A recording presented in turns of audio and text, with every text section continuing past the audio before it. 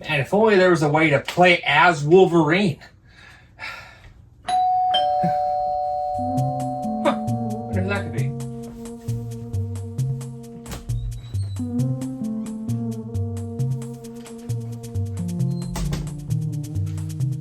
Nostalgia Road, I hear you're looking for a way to transform into one of your favorite superheroes.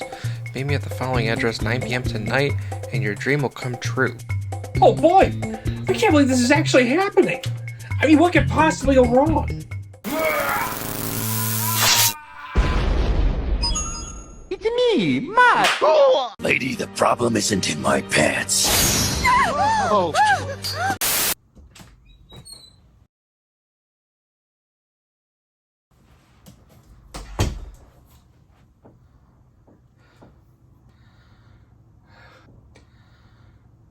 Well, I guess there's only one thing left to do now. Play X-Men Origins Wolverine on the Xbox 360.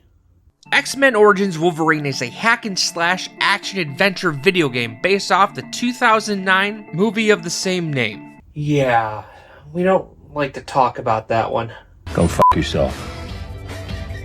Something I find interesting is that the ESRB rating for the game varies by platform.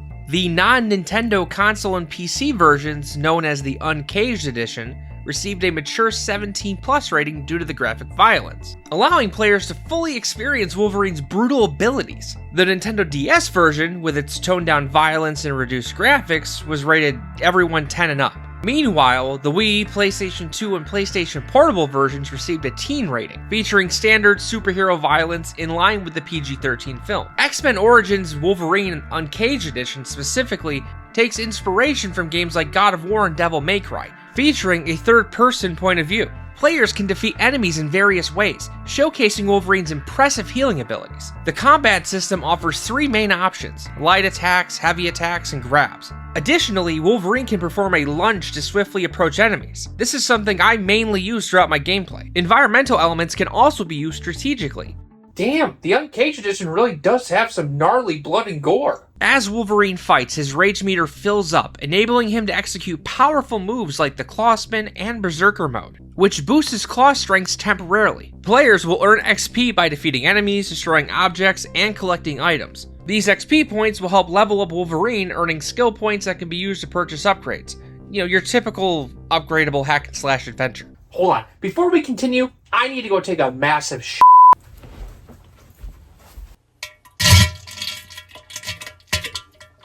How am I supposed to wipe with these claws?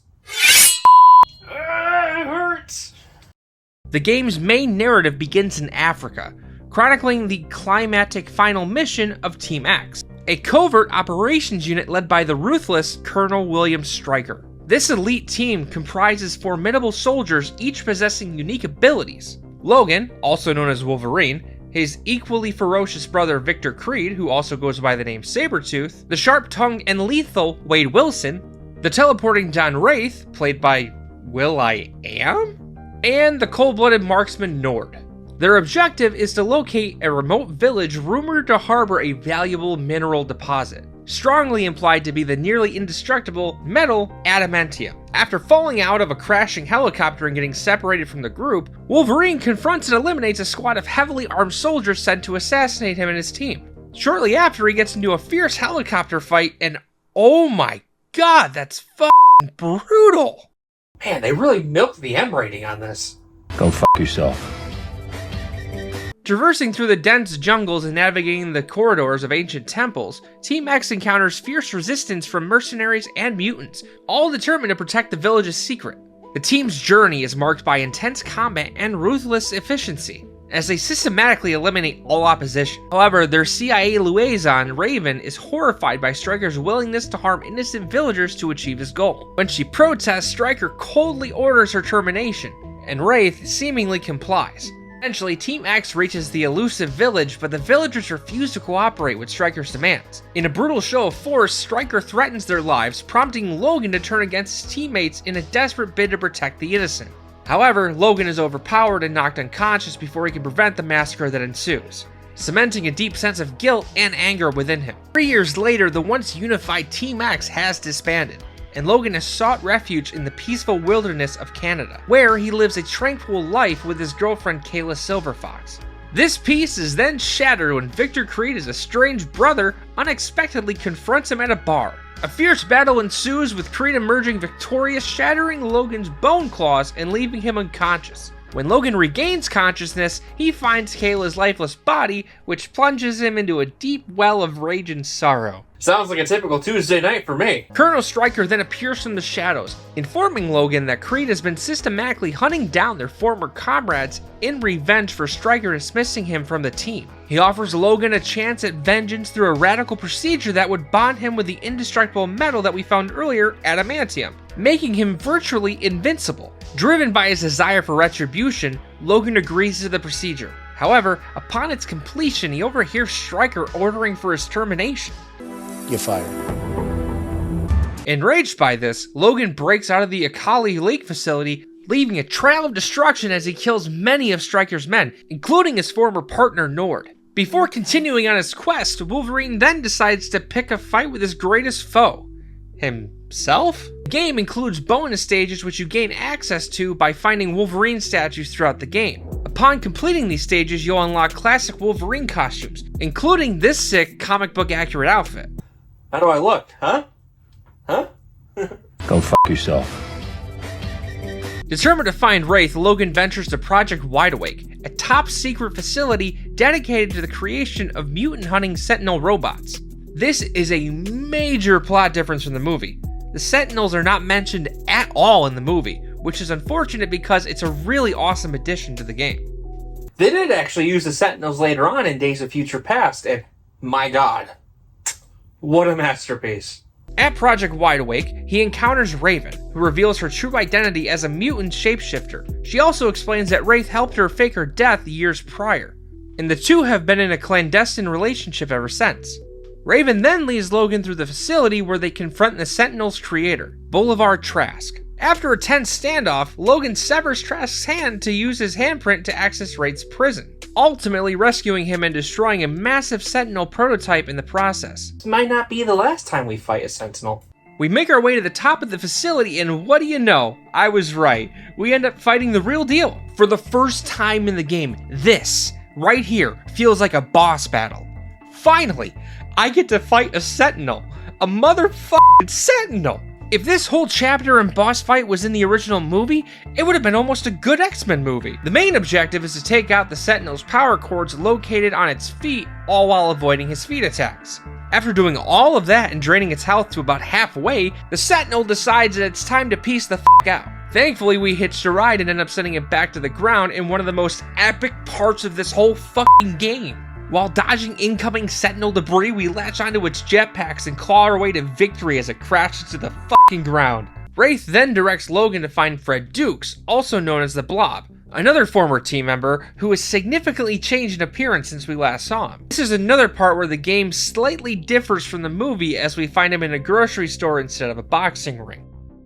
Now, to put a boss fight right after probably one of the best boss fights in the game was bold, and it doesn't really pay off, unfortunately. Now, to be fair, this fight scene is funny as hell, even if it does branch away from the movie counterpart. The main objective, to stop the Blob in order to get information on where Stryker and Creed are, is to jump onto him as he's stunned and steer him into different grocery aisles. Is it challenging? No. Is it funny as fuck? Yes. As much as I don't love this boss fight in terms of difficulty, it is a fun intermission from the Sentinel battle into the next level. After that comic relief of a fight, Duke reveals information about the Island, a notorious prison where mutants are captured by Creed and held for Stryker's experiments. He also mentions Remy LeBeau, also known as Gambit, who is the only mutant to have ever escaped the island. He says that Gambit is currently hiding out at a casino in New Orleans. So Logan tracks him down, but their initial encounter turns hostile as Gambit mistakes Logan for one of Stryker's agents, starting a long chase throughout the casino. While this is going on, Sabretooth or Creed also ambushes and kills Wraith, further fueling Logan's quest for vengeance. Gambit's boss fight takes place throughout the casino. It's pretty much a game of cat and mouse. God damn, these boss fights are actually a ton of fun to play. Convinced of Logan's intentions, Remy agrees to take him to Stryker's island base, leading into what I feel is a very rushed final act. Another thing about this game is that it's very short. It took me about 5.5 hours to complete the main game while doing all the bonus levels. And that's when they pretty much created 2 new additions to the story just to add more gameplay. All the other chapters seem very long, which is great because the gameplay is fantastic. In my opinion, they really should have added the Sentinel battle at the end, or at least towards the end in this level before the last boss fight. Upon arrival, Logan confronts Stryker and uncovers a devastating truth. Kayla is not only alive, but is also a mutant with the ability to manipulate others through persuasion. Her apparent death had all been a carefully orchestrated ruse to manipulate Logan into volunteering for the Weapon X program, allowing for Stryker to harvest his DNA for his experiments. It is also here where Stryker's ultimate plan is revealed, to transform the Merc with a Mouth Wade Wilson into Weapon 11. How dare they do that? Heartbroken and betrayed, Logan initially agrees to Stryker's offer to erase his memory, hoping to escape the pain of his past. However, he changes his mind when Creed takes Kayla hostage. Logan confronts Creed once more, defeating him but sparing his life as Kayla's pleading. Kayla then leaves to rescue her sister, who's been held captive by Stryker to ensure Kayla's compliance. During all of this, Stryker activates Weapon 11 and sends him to eliminate Logan. I did not see that coming. And here's what I was talking about earlier. For the final boss fight of this game, it was too easy. Once you fight and drain his health bar faster than you can say what the fuck happened to Deadpool, the fight goes to the familiar location in the movie. And like most tradition with boss fights in this game and other games, Deadpool has 3 phases total, each more devastating than the last? Yeah, they're not really that hard. And it just feels like each phase is the same and just being used to prolong what would have been a short boss battle. All we really need to do is just spam him with our special moves, and we're done. Despite the formidable powers of Weapon 11, Logan emerges victorious after a lackluster battle, destroying the abomination created by Stryker and 20th Century Fox. Go fuck yourself. Creed, who having recovered, then parts ways with Logan, acknowledging that they are both inherently killers. Logan then finds Kayla gravely wounded and near death. Seizing the opportunity, Stryker shoots Logan in the head with an adamantium bullet, erasing all of his memories. And with her dying breath, Kayla compels Stryker to walk until his feet bleed. Then saying a tearful goodbye to Logan, she drowns herself in a nearby lake? What the fuck? This didn't happen in the movie, is this right? Shit, I guess it is. Anyways, Logan heals from the gunshot wound and awakens with no recollection of his past, aimless and alone. The epilogue, set in the same dystopian time frame as the prologue, Trask has captured Logan and replaced his severed hand with a lifelike robotic prosthetic. Logan, fueled by his unyielding will, breaks free of his chains, forcing Trask to flee. As an army of Sentinels ravages a ruined city in the distance, Logan stands resolute, quipping, This world may be broken, And I've got just the tools to fix it. We're about to get your channel demonetized. go fuck yourself.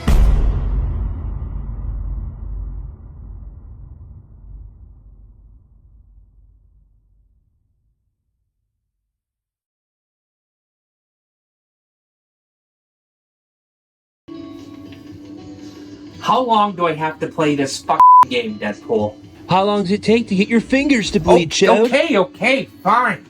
Now get to playing. Daddy's got chimichangas to go make.